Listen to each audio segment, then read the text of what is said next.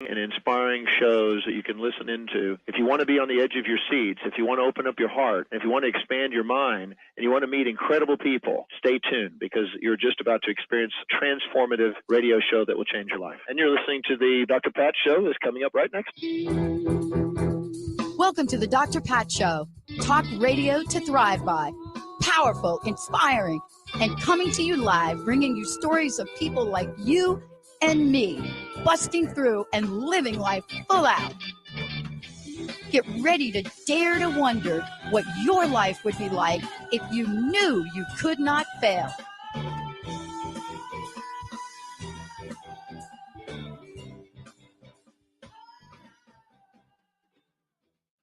Hey, everyone. Over the past 20 years, I bet you can't even count how many times and how many shows we have done that talked about, addressed, or attempted to address the issue that we have, which was an issue. It's not an issue anymore. It is a serious, serious problem.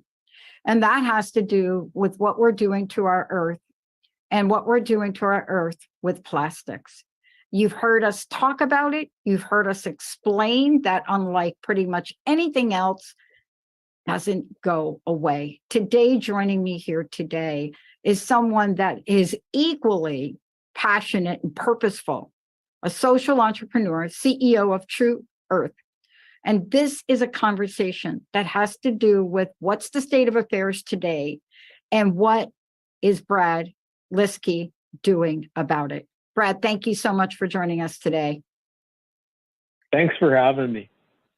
Yeah, you know, when I started this 20 years ago, I was kind of hoping I wouldn't be sitting here talking to you today in a situation that's worse than it was 20 years ago. I was really hoping it.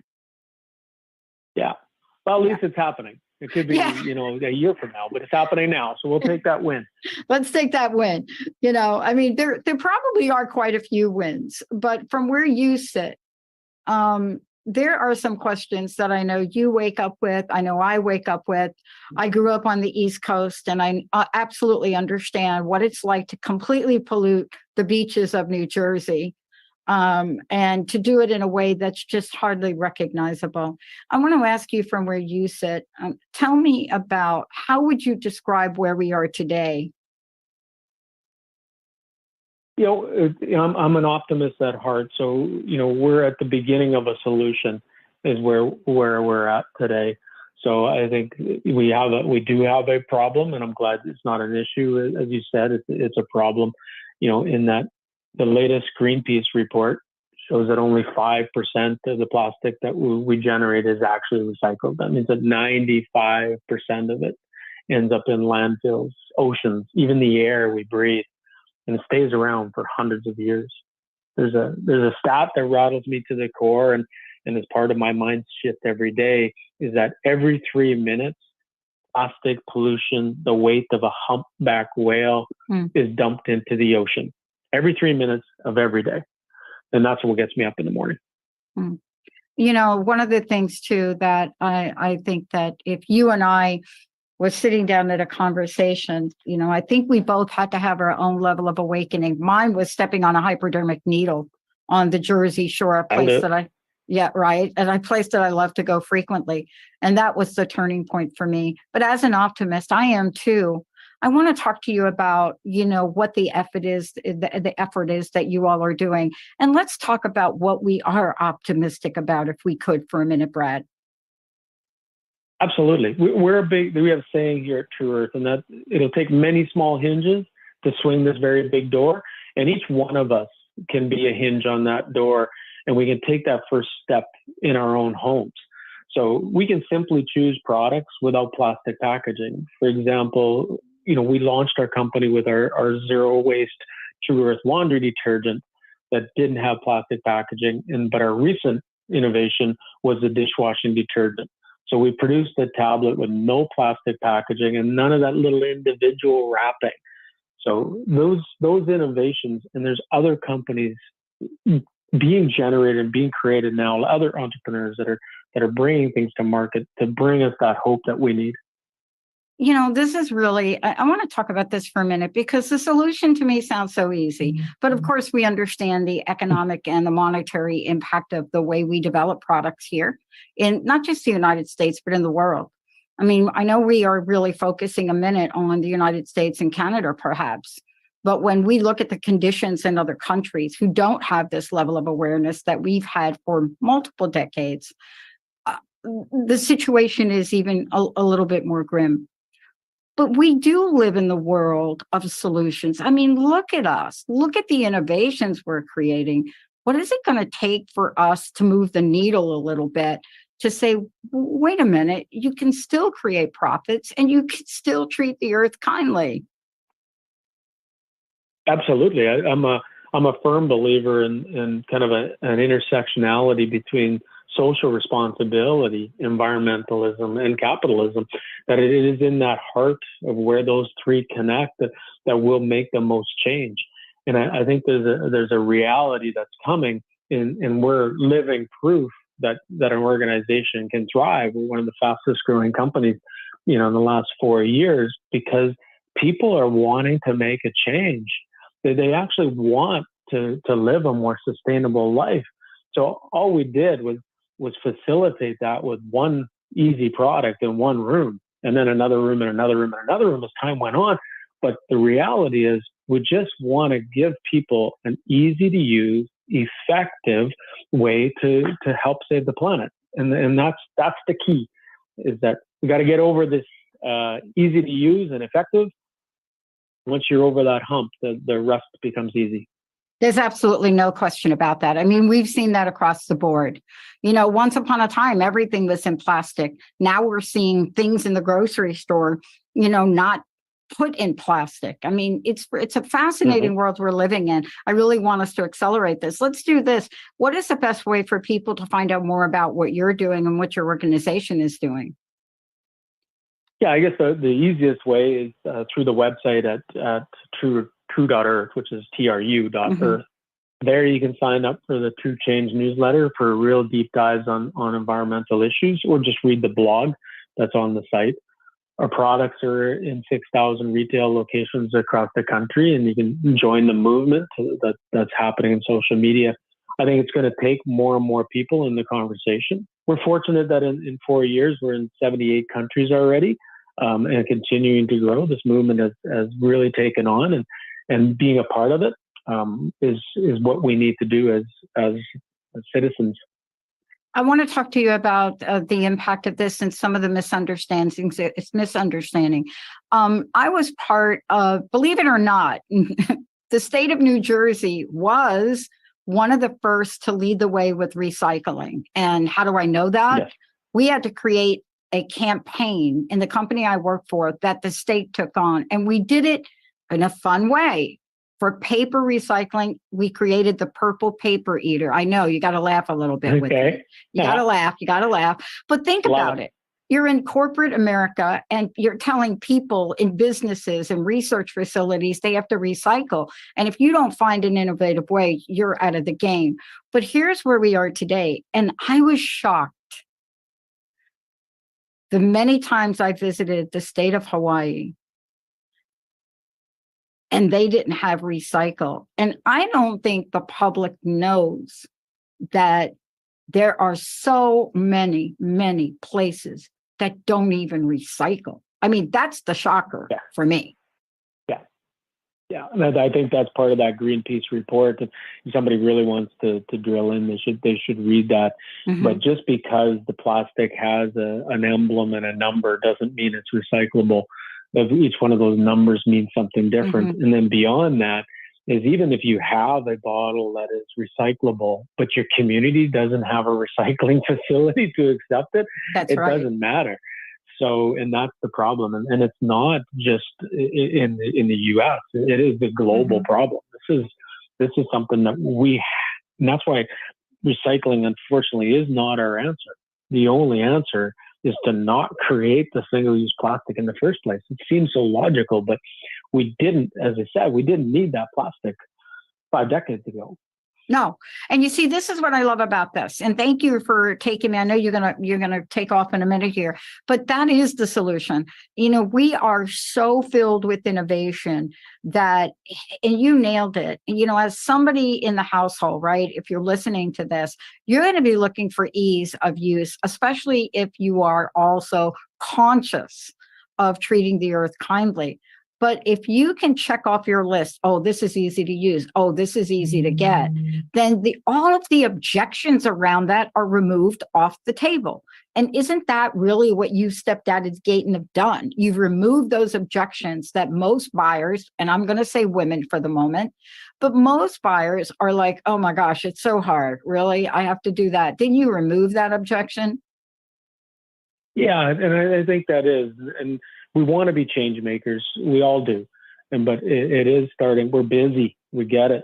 So this is an easier way of doing things. It becomes one of those. Really, this is that easy, and that's where you got to try it. And that's why we got people. We have a money back guarantee. Just go to the site and try it. Worst case, you don't like it, you call us up and we'll give you your money back. This is not difficult.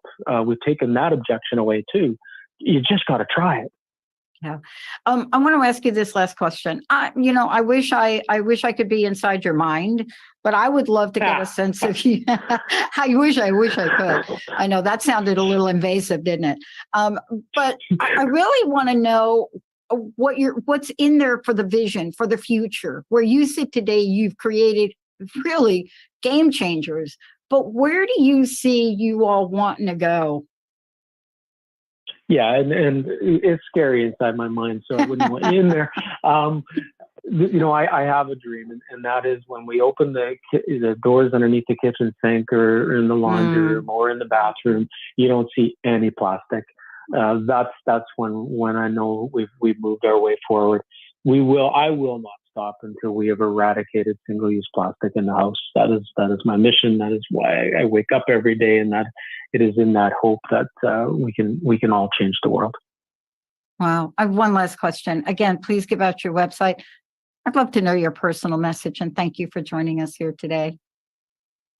Yeah, well, it's so great to be here. So again, True.Earth, TRU.Earth is the best place to go. And really, our critical cause is to make true, lasting change that helps save the planet. So if you give it a try, you will be part of the change makers, and we're all change makers. Thank you, Brad. I want to just say something to all of you listening. The next time you go to grab something off the shelf or your grocery store, I just want you to think a minute. Just take a minute, just 1 little minute, just like stop, hit the pause button and ask yourself, is there something else I can buy to substitute for this thing that's in plastic? And the only reason I'm saying that to you is we didn't even get into the effects of plastic today. We're just trying to talk to you about the plastic problem. We're going to have to do a whole nother show about that conversation. Brad, thank you so much for joining me here today. Great to be here. Thank you. All right, you bet. Hey, everybody, let's take a break. We'll be right back.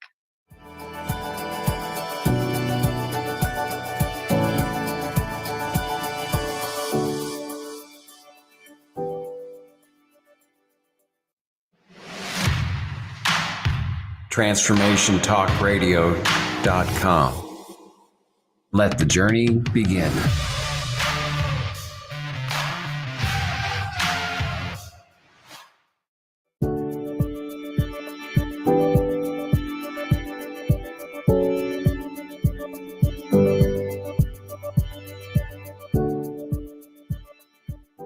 Hey, everybody, welcome. I want to introduce you to someone. You all know me. I've been doing this show for 20 years. I've had my own journey in health and health challenges. You also know I come from a multicultural background, my own ethnicity as well.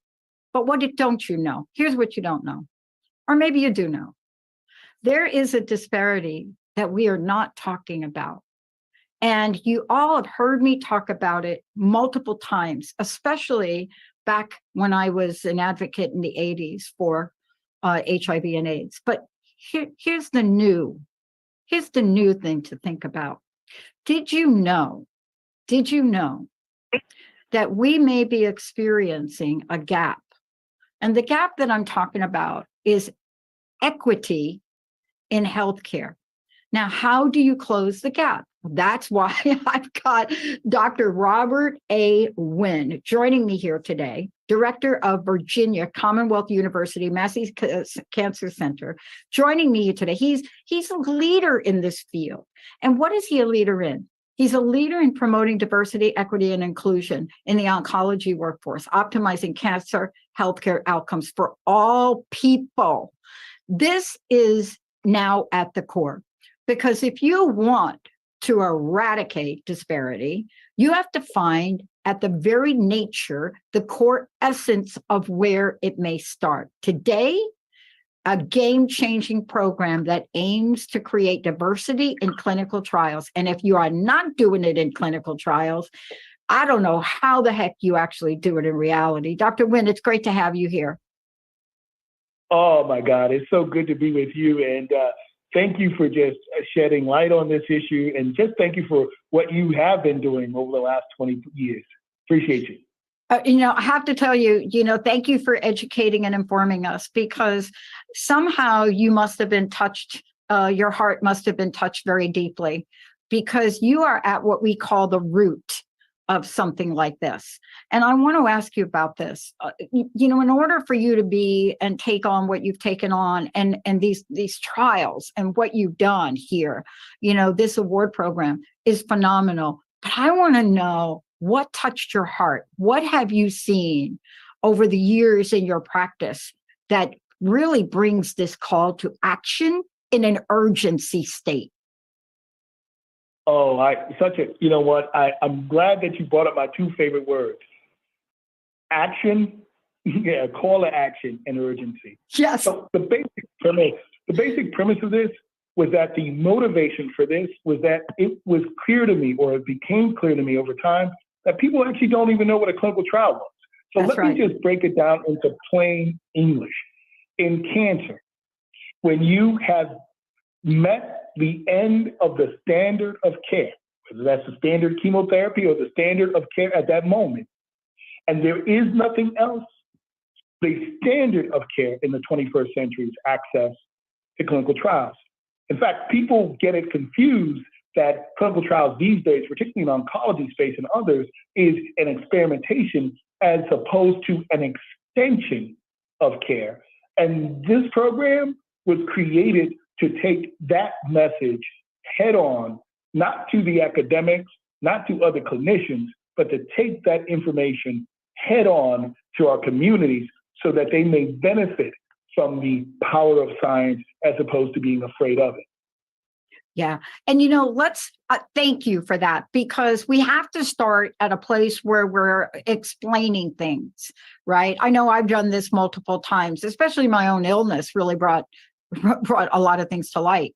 But I want to ask you this. There's a disparity that I do not think people understand. And I think what I want to share is like some of the numbers, some of the statistics. We need to have clinical trials that literally reflect the makeup in the United States. And I think we're so far off from that, but maybe that's just me, Dr. Winn.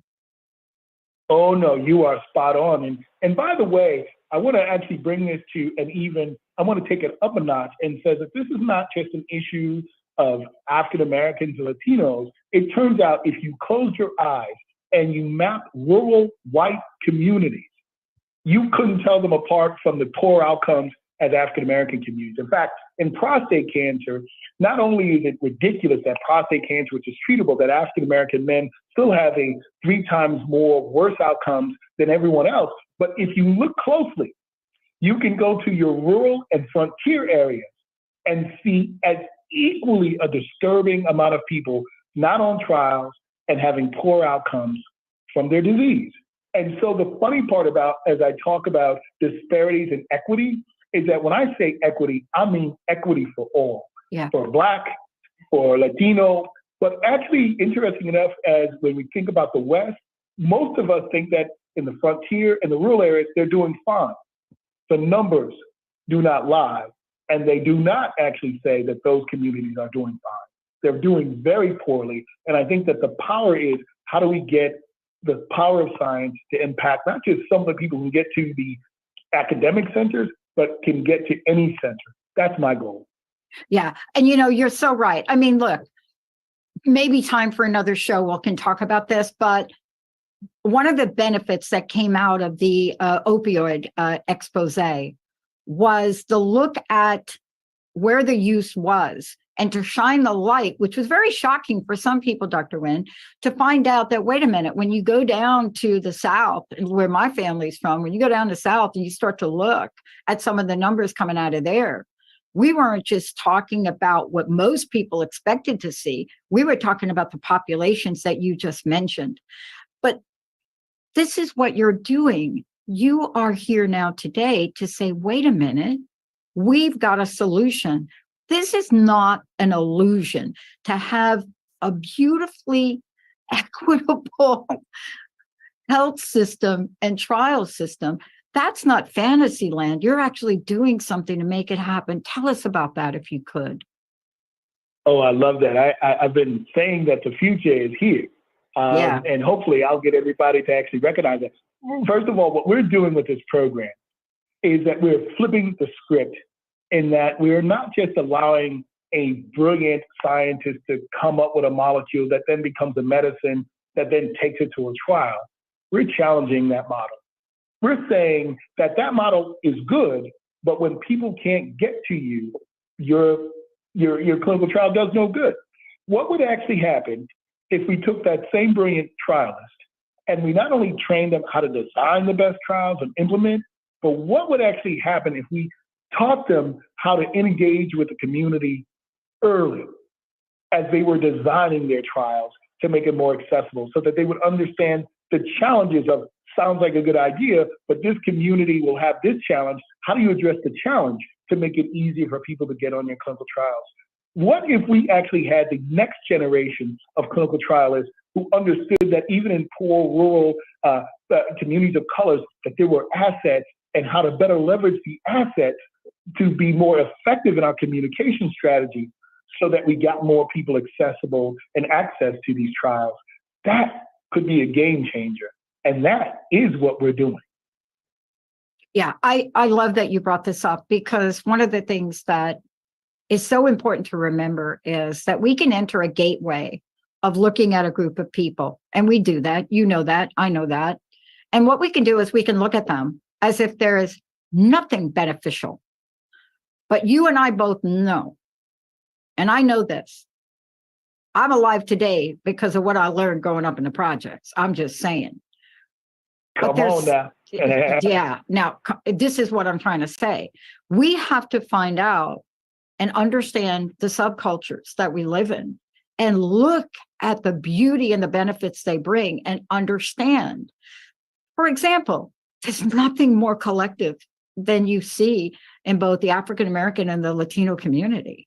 I mean, the collective culture in the United States, which is known to be individualistic, but this is what you're doing, aren't you? You're not doing a one size fits all, right?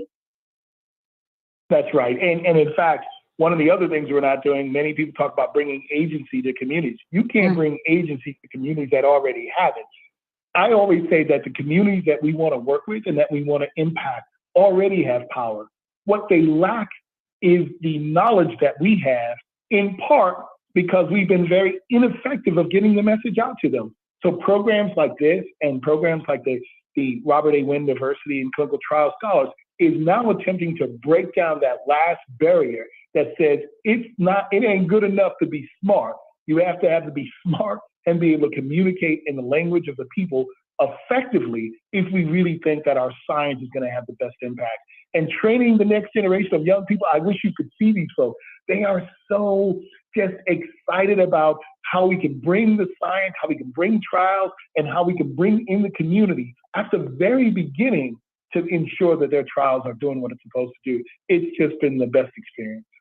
And, I have to thank you again, because you're out in the forefront of this. Now, I want to take a minute and I want to let folks know, one, how do they support what you're doing, if we could, Dr. Winn, and how do they get involved? How do they find out more information? Because, this has got to be about paying it forward. One of the things I've learned about communication in this arena for 20 years is that you pay things forward. And one of the most important things to pay forward is information. How do we find out more? Absolutely. The easiest way would be if you go to your telephone or you go to your laptop, if you put in Robert A. Winn, W-I-N as in Nancy, N as in Nancy, diversity in clinical trials, you'll pull up the webpage and you'll be able to start your journey. The other thing I'm really excited about is that in my lifetime, I'm a witness to understanding that there are more people living with cancer now than dying from it. And I'm a witness to understanding that there are women that we would have given up for dead 20 years ago with advanced stage, for example, breast cancers, who are here today as a result of these trials, not just surviving, but literally thriving. And in fact, I'm hopeful that not only our clinicians, our medical students, but other people within our communities also want to participate in figuring out how to find out more and how we can work together in making sure that we can give the message that there is hope, and that hope does exist in clinical trials. Dr. Winn, I want to thank you. And, look, I am keeping a really solid eye on this because I know what you're on to right here. I know what you're on to is going to really close that gap that I mentioned. I know it because we're now getting at the root of the root of the root. And when you get people excited, like you are with these, this next generation, when you get people this excited, what you do is you imprint in their heart, and then their knowledge, their intellect, and their science combines with that to create the next level innovators that understand the hearts of other people. I cannot thank you enough for that. Oh, well, thank you so much. And I am super excited about what you do in bringing information to our communities in a consistent basis and actually pushing us. One of the things I said to someone is that this program is the first step in not building trust with the community so much as it is building trustworthiness within our institutions, so we could in the future actually have a shot at really building a more solid foundation with our community with trust. Wow. Dr. Winn, give out that website one more time and thank you again. Yep. You can go to Robert A. Winn, W-I-N as in Nancy, N as in Nancy, diversity in clinical trials. You look that up, that'll take you to the webpage, and you'll be off and running to a lot of, we hope, wonderful information. I love it. Dr. Winn, thank you so much. And for all of you out there, there is so much more. Please go and visit this. I want to ask you to pass it on, pay it forward. Please, those of you out there that are connected to the universities, especially here in the Pacific Northwest, please make this a priority, pay it forward, and let's see if we can all together close the gap. Dr. Winn, thank you. Oh, thank you so much. All right, everybody, let's take a short break. We'll be right back.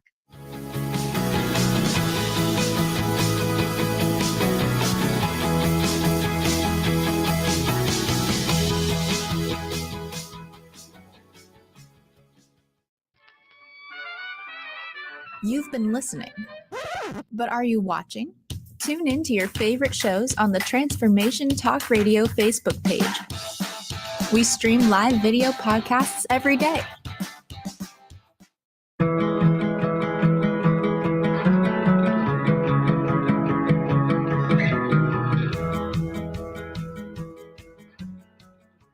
Hey, everybody, welcome to our good news segment. If you're like me, well, if you're any part of a Sagittarian, you are itching to do some traveling.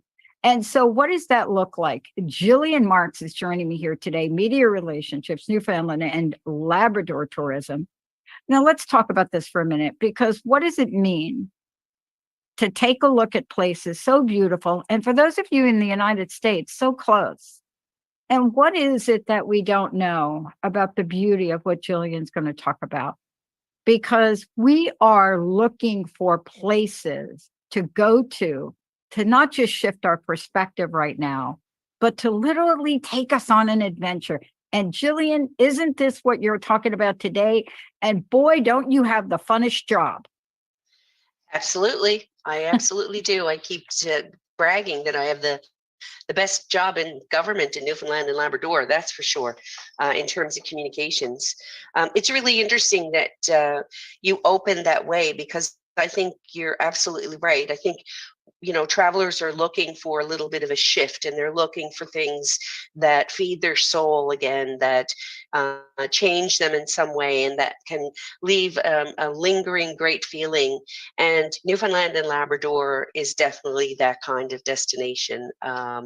There is so many things you can do that are these once in a lifetime opportunities, that there's no question it will linger with you for years to come. And this is what's so exciting about talking with you today. These are two amazing places that we don't talk about enough. Yeah, they're kind of like your best kept secrets, sort of.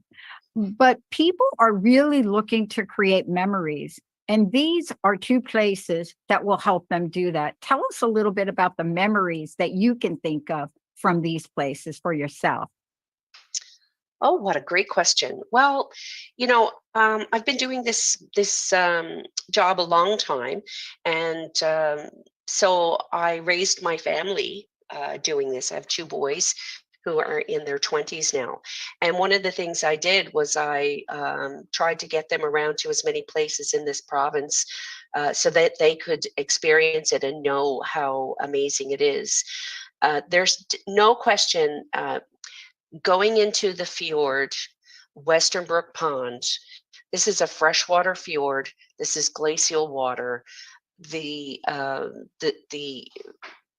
cliffs are surrounding you, thousands of feet high, and it is absolutely stunning. And there's waterfalls there, and we learned that the water turnover is very slow, so it might take 10 years for that to happen, and therefore the water is really cold and not much lives in it.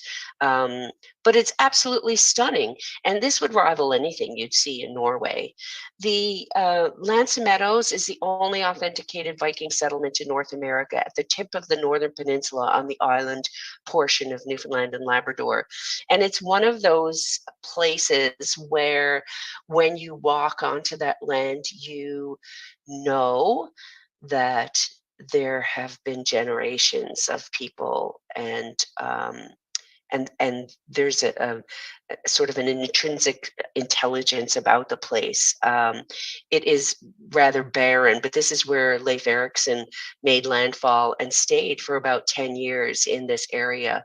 And it's really magnificent. And then right next door is Norstead, which is sort of more of a family-friendly port of call, Viking port of call. So user-friendly type of thing where you kind of see what was going on.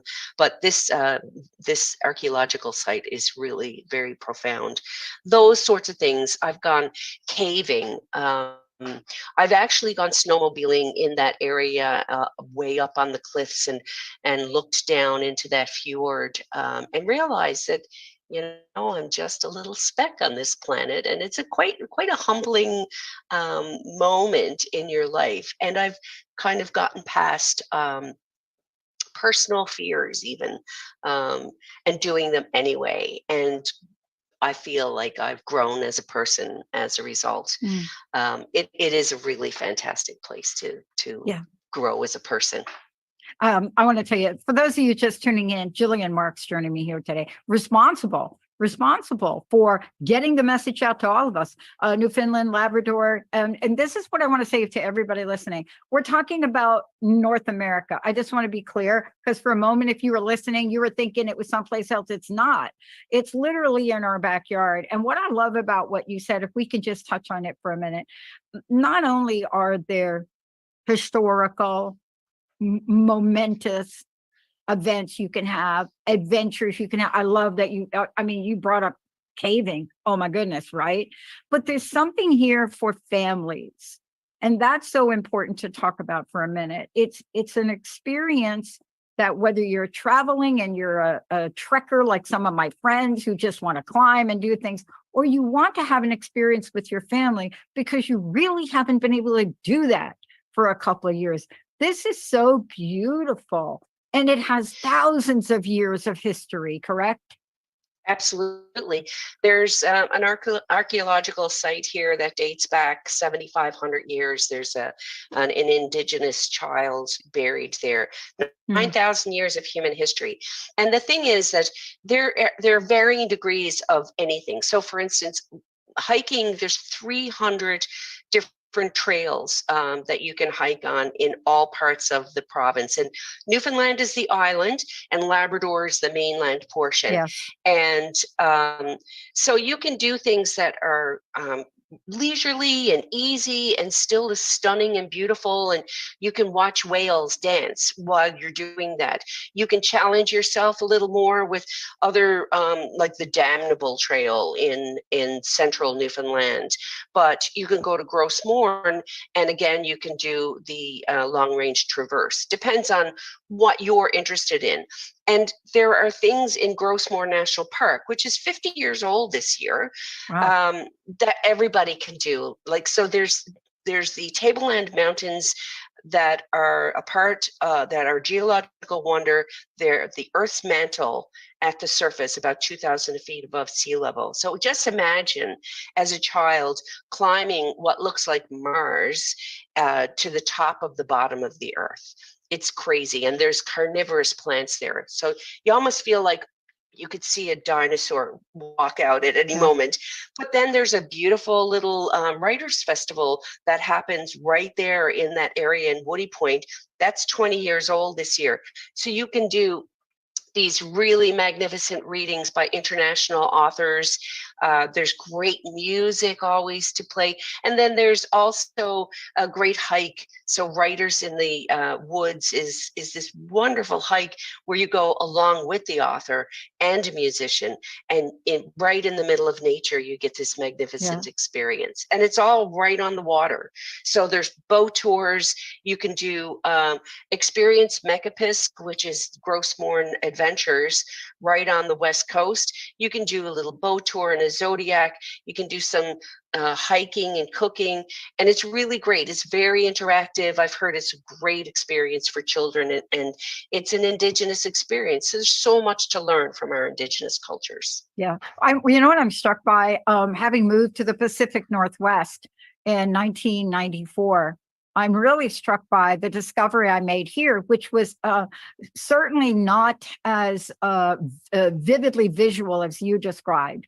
You know, we don't have the mantle of the earth showing, or that I know of, but the whole idea to be traveling around, you know, to know that there is an island that could give you such adventure, and to know that there's still, like we say, a mainland or a shoreland, you know, where you can do other things.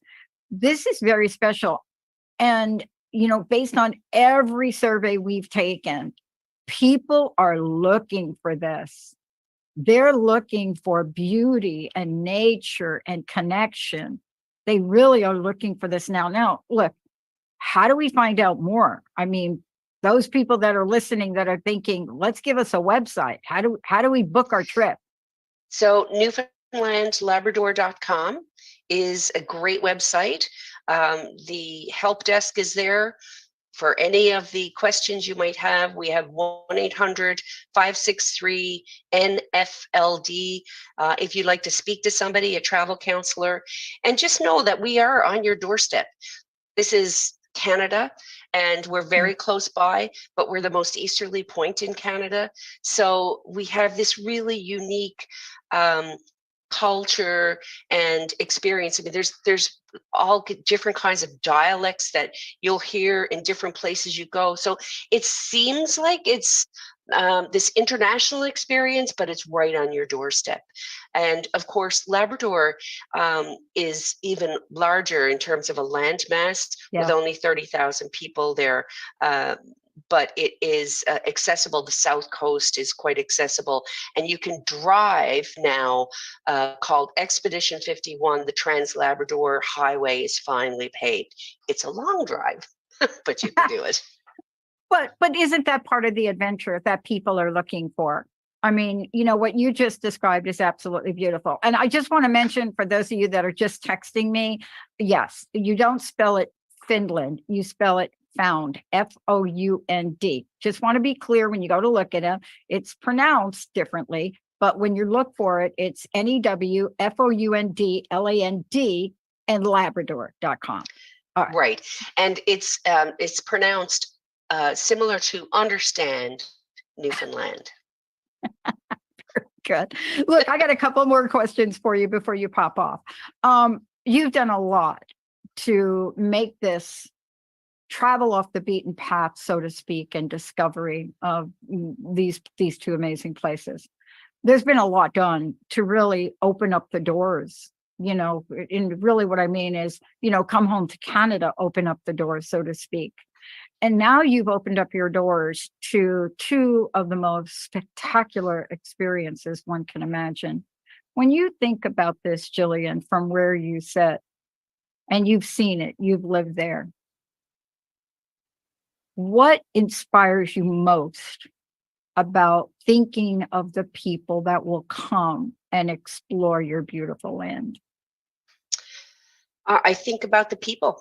I really, we have really made a push to mindfulness and having the access to the Newfoundland and Labrador mindset here. And that is really all about the people you're going to meet. So you can go for a hike, or you can go to eat, or you can have a boil up on the beach. You can do all these magnificent things, but you do them with people. And the people in Newfoundland and Labrador are so excited to share what this special place has to offer. And usually it's just being, and that mindfulness that we are longing for now. So the scent of the ocean as you sit there, maybe the crackle of the fire, and the freshest codfish right off a pan sitting outside, or the best cup of tea you've ever tasted. The people here will make all the difference. And if you take that time and talk to the people, you will all of a sudden realize that you're part of a greater community, and that connection that we missed so much over the past few years. Yeah, I have to tell you, you mentioned codfish. My experience, my visit and experience many years ago, when we say codfish, we have such an understated view of what that is compared to what you just said. There's nothing like it. Fresh, unbelievably fresh. I mean, melt in your mouth kind of fresh. But that's one experience of the way you all live, because the way you all live is, clean air, beautiful living, people, community. This is what we are all really hungry for. Again, I cannot thank you enough for opening up your doors and, letting us take a glimpse at what has been, what I consider one of the best known secrets around. I mean, it's exciting to know that you're talking about it. It was a pleasure chatting with you, and we'd love for you all to come up and visit and experience it for yourselves. The door's open. And I must Kettle's mention on. I must mention one more thing. You briefly touched upon it, the forest. The forest Absolutely. experience. Oh my goodness. So we have this landmass here. It's about the same size as Japan. We have 18,000 miles of coastline, but most of it is coastally settled. So the mindset, on the weekends, we go in the woods. We've done it our whole lives. And the thing is that it's just walking in the woods and recognizing the earth under your feet and the smell in the air or the sound of the birds. I mean, that is going in the woods. Some people call it forest bathing. Yes. But it's access to nature, and it's all around you. It's so accessible. I can literally leave my house or the office, and in 10 minutes, I'm walking in the woods, and it's quiet and beautiful, and it's safe, and the clean air and the fresh. It's just it's a really accessible experience that you can have here. And nature, we got to get back to nature. We're desperate for it. Mother Earth knows, and we've got nature in spades here. I mean, you can sit on the shores in June here, Dr. Pat, and see 10,000-year-old icebergs drift south. and the largest concentration of humpback whales migrate north. Yeah. It's really one of nature's playground here. I love it. Gillian, one last question. What's your personal message? Thank you so much. What would you like to leave us with today? We want you to come visit us. We want you to come and meet the people. We want you to experience the beauty of nature, and we want you to feel like you're part of something really special here and have those once in a lifetime opportunities that will always linger with you. So come visit the Kettle's On. Thank you so much, everybody. I'm telling you, come home to Canada. These are two amazing places. Plenty of time to plan your trip. Plenty of time to find out the adventures. Gillian, thank you so much. For those of you out there, it's okay. Let me say it again. It's newfoundlandandlabrador.com. Please check it out. There's a lot more than we've talked about today. And make sure you plan the adventure of a lifetime. Say hi to Gillian when you get there. We'll see you all. Let's take a short break.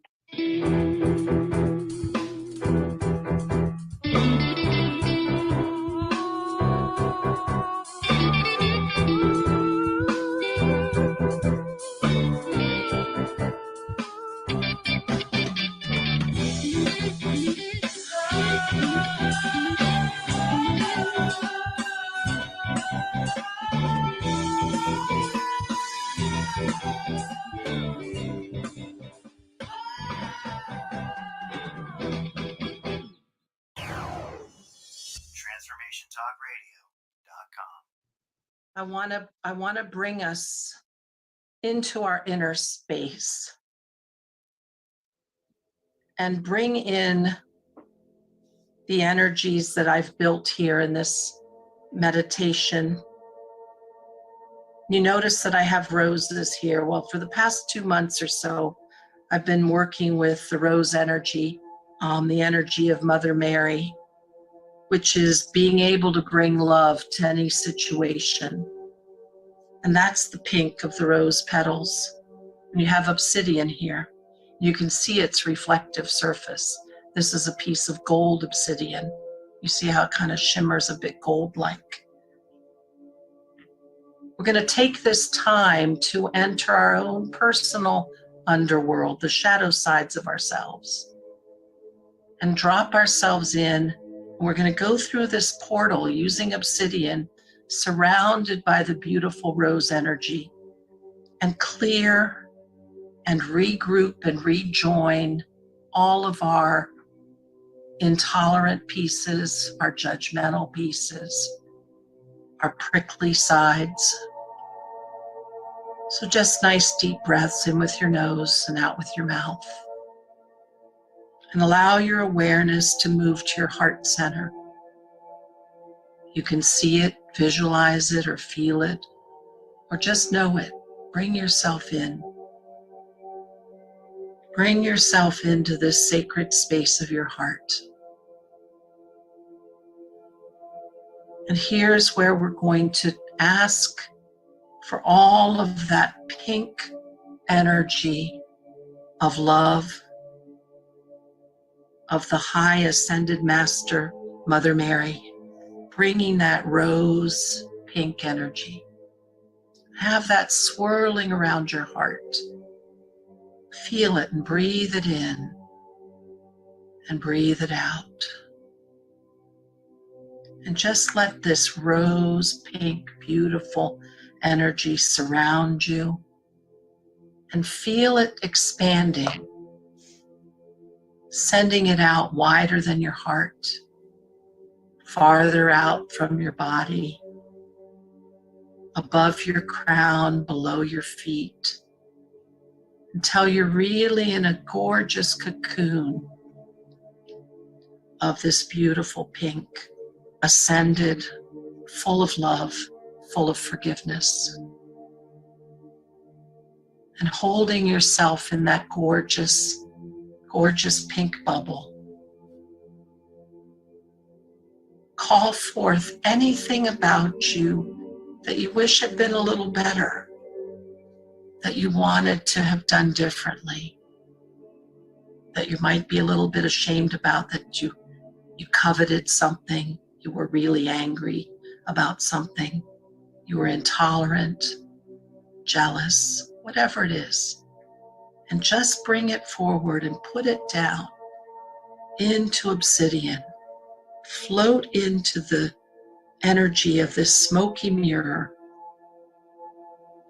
An obsidian that can be the sharp arrow-like energy to take us to our target, to take us to our goal. Bring that energy in and let obsidian transmute it. Let those orphans of your soul be cleared and returned to your essence. Bring them one at a time.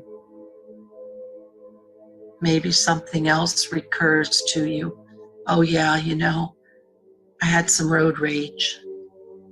I saw that woman waiting for the parking spot, but I cut in front of her and took it anyway.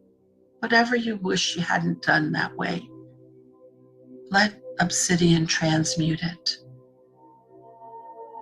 And as you're working that, feel the words of Ho'oponopono. I'm sorry. Please forgive me. I love you. Thank you. Every time something unsavory shows its face, hold it close and transmute it through obsidian.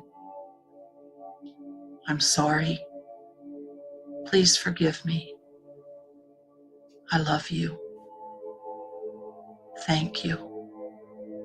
And as you do that, you can feel the swirling pink rose quartz energy, feeling the love that Mother Mary was able to give even in the worst of times as her son was killed. I'm sorry. Please forgive me. I love you. Thank you. And one by one, just letting those orphans of our underworld bubble up. We own them. We hug them. We love them. And in the love, the energy is transmuted to our personal power. Filling your space with love, clearing any of those prickly parts so that you can go out to the dawn more resilient, more ready to bring goodness to the world, more ready for your contribution. I'm sorry. Please forgive me. I love you. Thank you. Breathing in that beautiful rose energy and sending things through the obsidian portal for transmutation. Healing yourself by loving all your parts. Opening the crack to let the light in. Every piece of us is valuable. Every aspect of us has power. And when we own it, it joins in that core forward current of our power and amplifies it. And breathing a few more minutes, letting the rose pink saturate all of your energy field, your cells, and feel it radiating out from your heart space. See if you can bring rose energy to your day, later today, tomorrow, the rest of the week. See if you could ask the energy of Mother Mary to come teach you how to transform through forgiveness and love. How can we change the world by adding our best selves, by bringing forward our best heart energy. I'm sorry. Please forgive me. I love you. Thank you.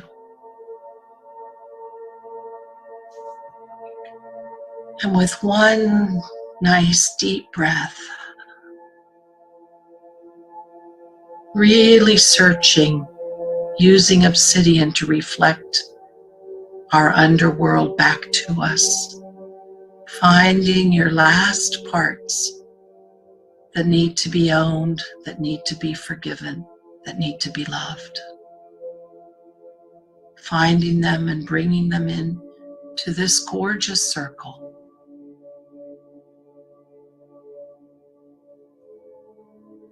Remembering to always bring forward the rose pink of love and forgiveness, and always be willing to reflect the smoky mirror back to ourselves so that we can bring the orphans home. And absorb that quietly for another moment. Views expressed on this program are those of the host, guests, and callers, and do not necessarily reflect the views of the station, its management, or advertisers. You're listening to Transformation Talk Radio.